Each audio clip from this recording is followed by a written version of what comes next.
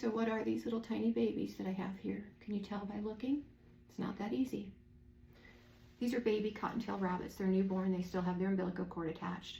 A gentleman found them on the side of the road. One of them had already passed away and brought them into the hospital.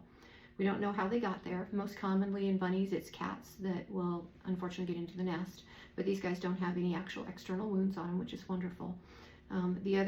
The other reason we often will see baby bunnies is people mistakenly think that they've been abandoned by their mothers, so they see them in a grassy nest. They don't see the mother around. They wait, they watch, no mama, and so they assume they're abandoned and bring them in. And I say unfortunate because mother rabbits only go back to the nest to feed once or twice a day. So it's very common that you won't see them. If they're warm, secure in their grass nest, leave them alone.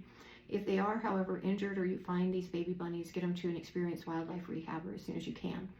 And I say that because these guys are hard.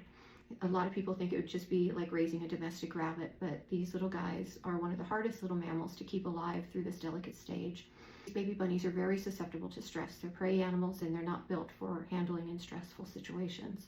Bunnies in general, not so good with that. These guys, because they're wildlife and neonates or brand newborn babies, are very susceptible to stress-induced disease.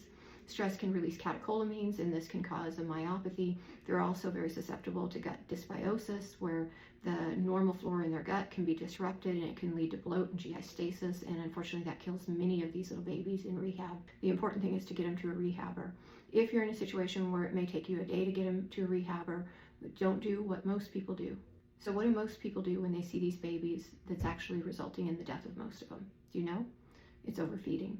So it's very common for these baby bunnies to be fed like they were a puppy, where people are out of the kindness of their hearts trying to do the right thing and feed them multiple times a day, every hour, every couple hours, like they were a newborn puppy.